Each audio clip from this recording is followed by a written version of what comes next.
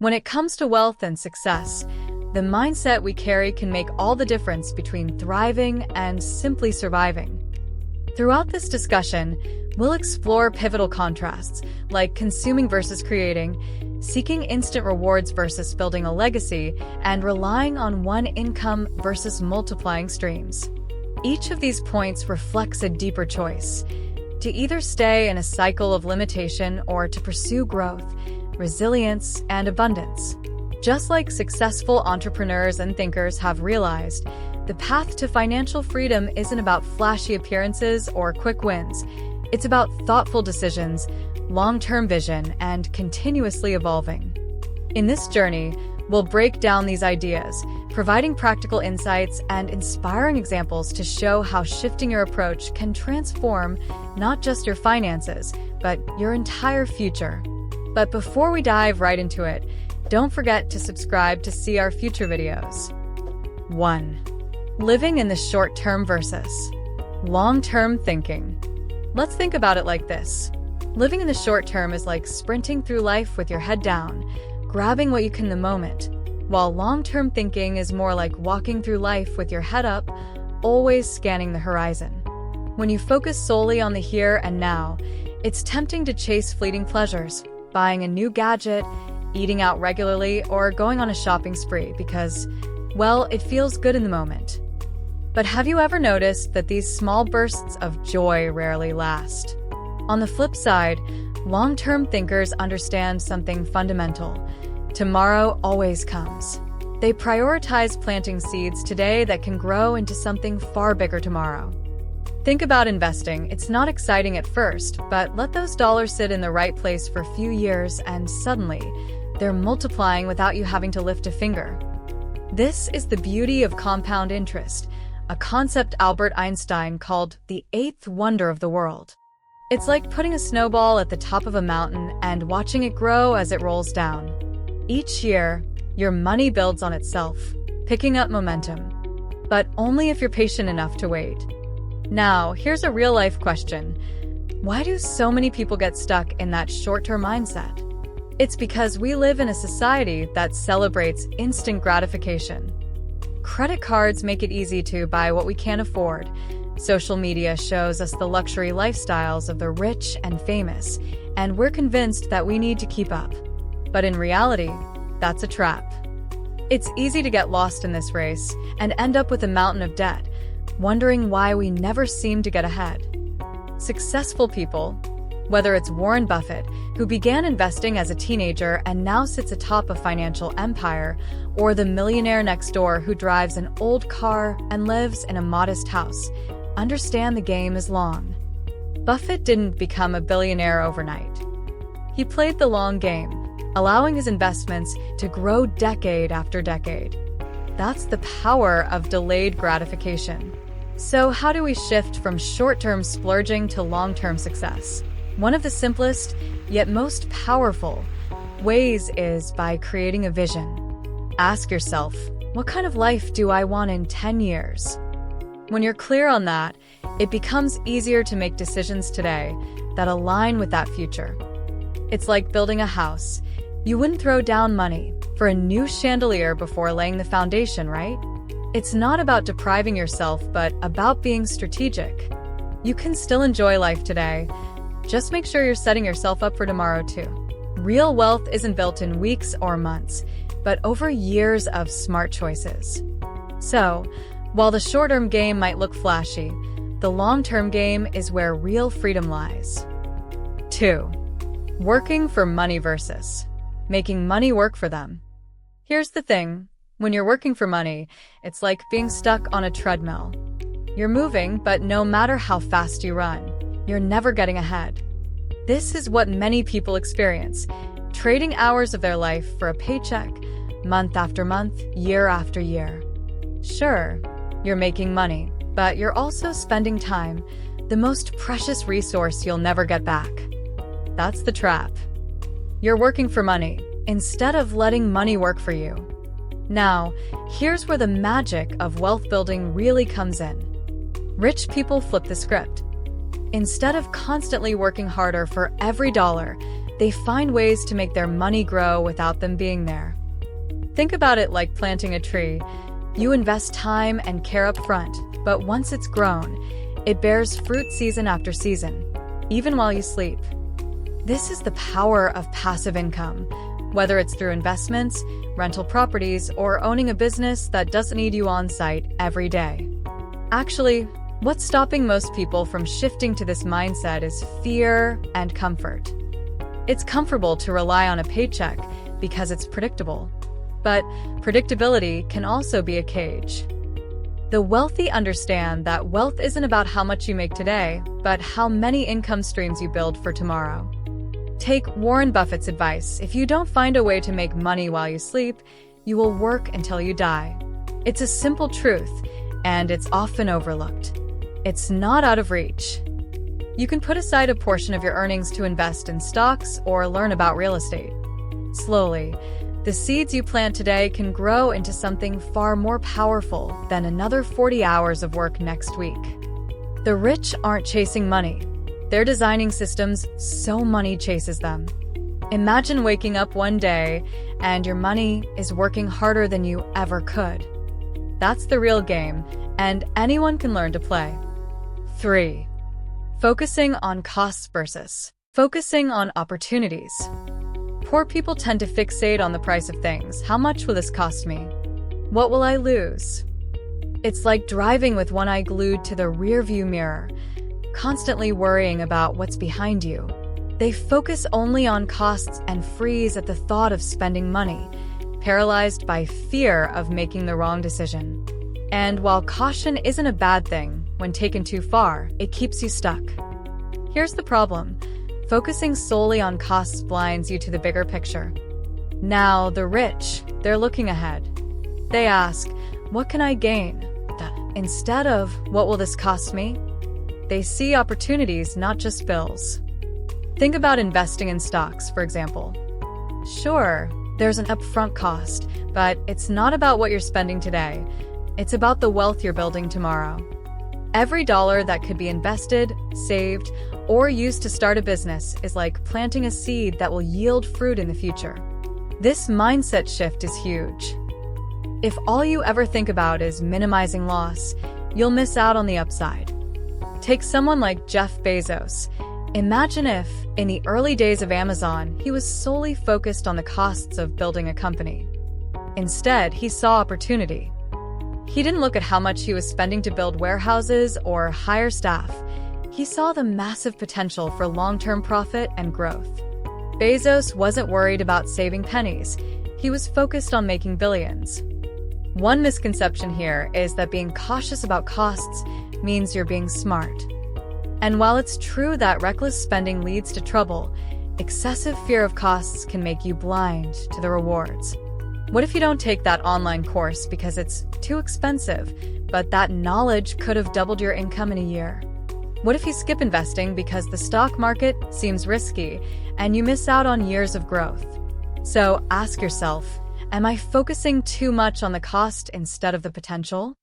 Are you just counting pennies, or you're looking at the forest of possibilities ahead? The wealthy understand that the return on investment often far outweighs the initial price tag. It's not about what you give up today, but what you stand to gain tomorrow. 4. Avoiding risks versus managing risks. When you think about risk, what's your first instinct? For a lot of people, it's to steer clear of anything that feels uncertain. That's a natural response. It's wired into us for survival. But here's where it gets tricky. Avoiding risks altogether means staying in your comfort zone, and nothing extraordinary ever happens there. If you never take a risk, you never leave the safety of the shore, but you also never discover the new horizons. Wealthy individuals know a secret. It's not about avoiding risks, but about managing them. Picture it like this. Risk is a wild horse.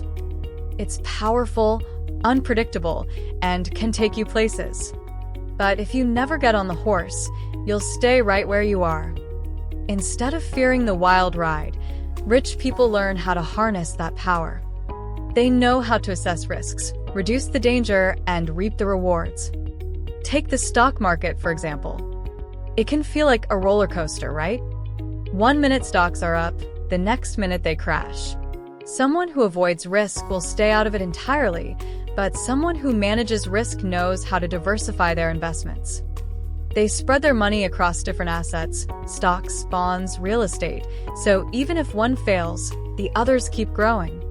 This strategy is a cornerstone of modern portfolio theory, a concept developed by economist Harry Markowitz, emphasizing the importance of balancing risk to maximize reward. Here's the thing most people get wrong. They think rich people take reckless risks. But the truth is, they take calculated risks. They gather information, weigh the potential outcomes, and make decisions that align with their long-term goals. Remember Jeff Bezos? He famously said, "I knew that if I failed, I wouldn't regret that, but I knew the one thing I might regret is not trying." So, what's the practical takeaway here? Changing how you view risk. Instead of asking, "What if I fail?" start asking, "How can I manage this risk to increase my chances of success?" Whether it's investing, starting a business, or even making a career move, smart risk management is about educating yourself, planning, and then taking action. Staying safe feels good today, but learning to manage risks is what builds wealth and opens doors you never knew were there. 5. Blaming external factors versus taking responsibility. Wealthy individuals understand a key principle: success is an inside job. They take responsibility for their actions, their failures, and their triumphs. They don't wait for perfect conditions to take action because they know conditions are rarely perfect. Instead, they ask, "What can I do about this?" This is the mindset shift that separates the rich from everyone else. Blaming external factors is like trying to steer a ship with the wind, constantly shifting your direction based on forces outside your control. This mindset keeps people stuck, feeling powerless, as if life circumstances, bad bosses, the economy, lack of luck, are the only things standing between them and success. And while it's easy to fall into this trap, it's also a massive mistake. Why? Because every moment spent blaming something else is a moment lost to improving your own game. Oprah Winfrey, for example, didn't rise to her level of success by blaming her tough upbringing, racial discrimination, or the hardships she faced. Instead, she took control of her own narrative, pushing through obstacles with grit and resilience. That's what it means to take responsibility. It's not about ignoring the hardships, but refusing to let them dictate your future. When you take ownership of your life, you also take control of the outcomes. Rather than focusing on what's going wrong, you start seeing the power in your choices. This is what the rich get. They don't wait for handouts or favorable circumstances. They create opportunities, even in the face of adversity. It's not about being lucky. It's about positioning yourself to make luck irrelevant. Let's put it this way. Blaming external factors is like handing over the steering wheel of your life to something else, while taking responsibility is grabbing that wheel and deciding, "I'm in control of where this goes." The power is always in your hands. When things don't go as planned, instead of asking, "Why did this happen to me?" ask, "What can I do differently to change my outcome?" That's where transformation starts. 6. Staying in comfort zones versus constant self-education and growth. Staying in your comfort zone is like living in a warm, cozy bubble. Safe, predictable, but ultimately limiting. Sure, it feels good to avoid challenges, but here's the catch. Growth doesn't happen in the comfort zone. You can't evolve while you're standing still. The rich understand this better than anyone, which is why they constantly push themselves to learn, adapt, and improve. Think about it like a muscle. If you don't stretch and challenge it, it doesn't grow stronger. The same applies to your mind and skills. People who stay in their comfort zones are essentially saying, "I'm okay with staying where I am, but where they are isn't where they could be." This mindset traps you in mediocrity. It's the difference between someone who's stagnant in a dead-end job and someone who's always looking for ways to upskill, invest in themselves, and move forward. Rich people see education not as something that ends when they leave school, but as a lifelong pursuit. Whether it's learning about the stock market, developing leadership skills, or simply understanding new technologies, they are constantly educating themselves. Warren Buffett, one of the richest men on the planet, reads 500 pages a day. He once said, "The more you learn, the more you earn," and that's not just a catchy line. It's a fundamental truth. And here's a misconception we need to break. A lot of people think self-education means going back to college or taking formal classes. But self-education can take many forms: reading books, listening to podcasts, learning from mentors, or even diving into real-world experiences. It's not about sitting in a classroom. It's about actively seeking knowledge and stretching your capabilities. Every new skill or insight becomes a tool that can open doors. A practical question to ask yourself: what are you doing today that's pushing you to grow? Are you challenging your assumptions, learning a new skill, or finding a mentor who can guide you? The wealthy live by the principle that if you're not growing, you're falling behind. Staying in the comfort zone might feel safe now, but in the long run, it's the riskiest place to be. Riches and success come to those who embrace discomfort, who seek out challenges, and who continuously invest in their own growth. So, what's stopping you from doing the same? 7. Spending based on emotions versus strategic spending and savings. Spending based on emotion is like being led by the heart instead of the head. Every flashy new gadget or exciting offer pulls you in, without any thought for the future. It's the reason why so many people find themselves stuck in a cycle of paycheck-to-paycheck living. You buy things you don't need to feel better in the moment, but that temporary satisfaction fades, leaving behind debt, stress, and frustration. On the other hand, strategic spending and saving is where the wealthy excel. They understand that every dollar spent should have a purpose, whether it's for future growth or long-term security. This doesn't mean they never enjoy their money, but they make sure their spending aligns with their larger financial goals. It's the difference between impulsively buying a luxury car to impress others and investing in assets that generate income.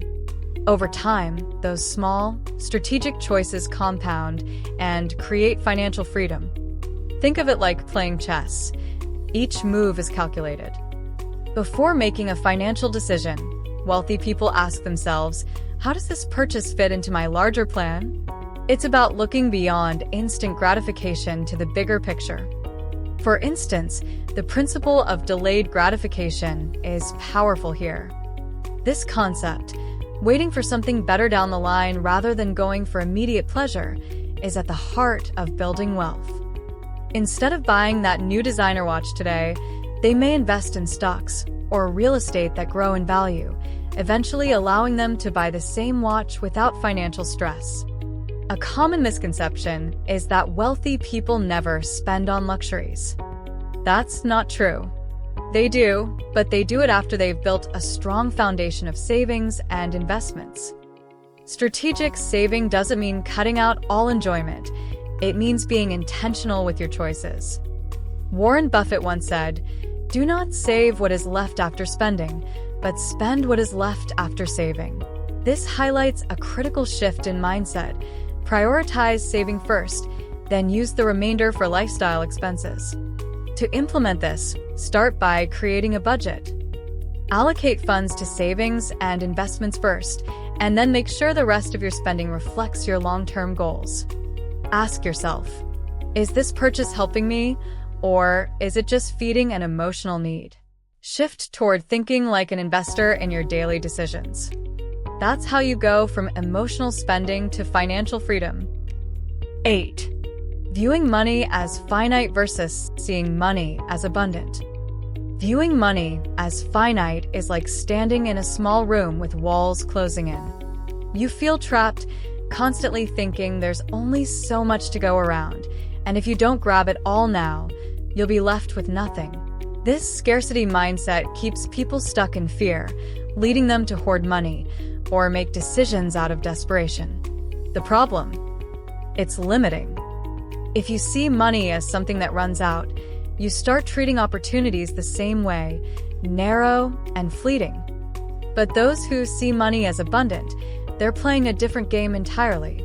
Instead of thinking, I need to keep what I have, they think, how can I create more? Money is not a pie with fixed slices. It's like a muscle. When used wisely, it grows. This abundance mindset allows for creativity, risk-taking, and resilience, even in financial downturns. Think of entrepreneurs like Elon Musk, who don't focus on how much they have, but on the endless opportunities to generate wealth through innovation and problem-solving. Here's the misconception. Some believe seeing money as abundant means you stop caring about it, or throw it around carelessly. Far from it. It's about believing that with the right actions, education, and mindset, money can be constantly replenished. Like the law of attraction, what you focus on expands. If you focus on potential and possibilities, you'll find them.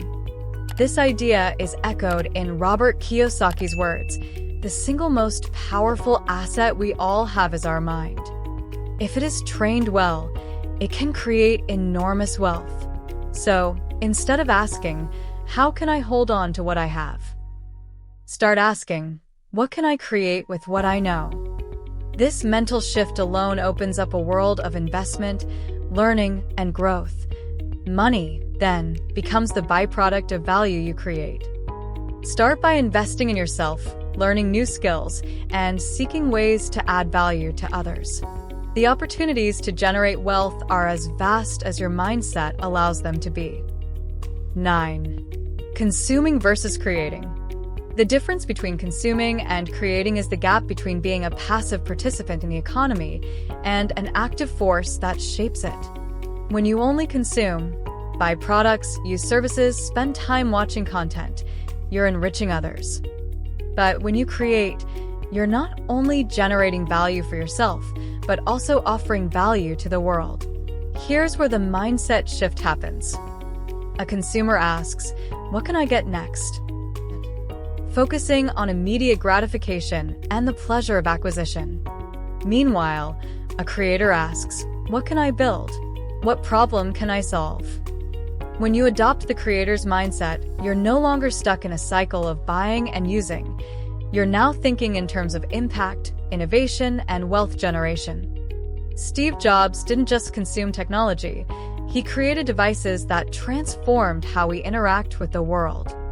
Some think that creating requires genius or capital. Not true. Everyone can create. Whether you're writing a blog, starting a small business, or simply offering a new idea at work, you're shifting from passive consumption to active creation. This is a core principle in wealth building. Creating value always leads to more opportunities. So, the real question is, how often are you creating something? Even if it's small, every effort pushes you toward a path of self-sufficiency and financial empowerment. It's not about avoiding consumption altogether. It's about balancing what you take in with what you put out. In the long run, creators shape industries, make waves, and unlock true financial independence. 10. Seeking instant reward versus building legacy. Instant rewards are tempting, no doubt. It's like grabbing fast food when you're hungry. Quick, satisfying, but often lacking in substance. Seeking immediate gratification in financial decisions can feel good in the moment, but it's short-lived. Compare this to the patient pursuit of building a legacy. Think of Warren Buffett, who famously said, "The stock market is a device for transferring money from the impatient to the patient." Buffett didn't become one of the wealthiest people by chasing quick wins. He built a legacy, investing with the long term in mind. Now, why does this matter? Chasing instant rewards, whether in spending or quick investment gains, can lead to poor decision-making, shortfalls, and missed opportunities. It's about satisfying an immediate urge rather than building something lasting. But what if, instead, you focused on the bigger picture? Legacy building isn't about what you can get now, but what you'll leave behind, your wealth, your impact, and the opportunities you create for others. Whether it's setting up generational wealth, starting a business that can outlast you, or simply investing wisely over time, the goal is always long-term. One misconception is that you have to sacrifice your current happiness to build a legacy. Not true. You can still enjoy the present while laying the foundation for something greater. It's not about choosing between the two, it's about being strategic and patient. How do you start? Simple steps. Invest wisely. Make decisions that align with your future vision, and understand that while quick wins fade, legacies grow and compound over time. So ask yourself, what kind of impact are you building, and what will outlast you? 11. Working alone versus leveraging networks. Working alone might seem noble, like the classic image of the lone wolf or the self-made entrepreneur who tackles every obstacle on their own. But the truth is, no one builds anything substantial by themselves. Think about it. Every great success story, from Steve Jobs to Oprah Winfrey, has a common thread: networks. They knew how to leverage the power of others. As Reid Hoffman, the founder of LinkedIn, once said, "No one achieves success alone." This is crucial because when you're working solo, you're limited to your own knowledge, resources, and energy. But when you tap into a network, you gain access to diverse expertise, new opportunities, and broader resources. It's like trying to row a boat across the ocean versus navigating it with a team. One is exhausting and nearly impossible, the other is strategic and efficient. You have a brilliant idea for a business, but you're just one person. How long will it take you to develop the skills you need, find the right market, and scale? Now, what if you knew someone who could help you get a prototype going, another who could connect you with investors, and yet another who could help market your product? That's the power of a network. It multiplies your capacity.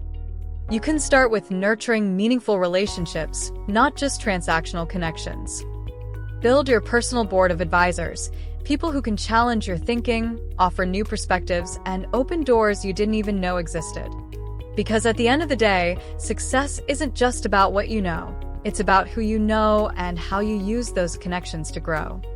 So the real question is, are you willing to let go of the lone wolf mentality and embrace the power of collaboration? 12. Settling for what is versus continuously investing in yourself. Settling for what is, it's comfortable, familiar, and safe. But here's the problem. Life and the world around you are constantly evolving. In the business landscape, if you're not growing, you're falling behind. Take companies like Blockbuster. They were at the top of their game, but didn't reinvent themselves when the streaming wave came. What happened? Netflix showed up with innovation, and Blockbuster is now just a memory. Why do we settle? It's often because we fear change. We get comfortable with the status quo and convince ourselves that if something isn't broken, why fix it? But here's the thing, settling for what is can stunt not just your growth, but your potential to reach higher levels of success. The economy is fluid, technology is disruptive, and industries can pivot overnight. The difference between thriving and surviving is your ability to continually reinvent yourself. Think of Madonna or even Amazon. They didn't stay stuck in one lane. They constantly reinvented, adapted, and anticipated the next wave. Are you willing to do the same? You need to ask yourself, what would my life or career look like in 10 years if I stay exactly where I am? If that picture feels stagnant, then it's time to shift gears. Reinvention is about staying curious, challenging yourself, and asking, what's next? It's about lifelong learning. Whether that means taking on new skills, finding fresh opportunities, or even completely pivoting industries. Start small. Learn something new every day, embrace discomfort, and never stop asking, how can I be better tomorrow? 13. Complaining versus problem solving. Complaining feels good in the moment. It's a release, right? But what does it really achieve? In the business world, it does nothing but stall progress. Complaining is like revving your engine in neutral. You're making noise, but not moving forward. The true impact comes when you shift from complaints to action, problem solving. Think of it this way: every complaint is an opportunity in disguise. When you encounter a problem, instead of asking, "Why me?" shift to, "What can I do about it?" This mindset difference is what separates people who succeed from those who stay stuck. Entrepreneurs like Sarah Blakely, the founder of Spanx, didn't sit around complaining that there wasn't a comfortable shapewear option. She solved the problem and created a billion-dollar business from it. But how do you turn obstacles into opportunities?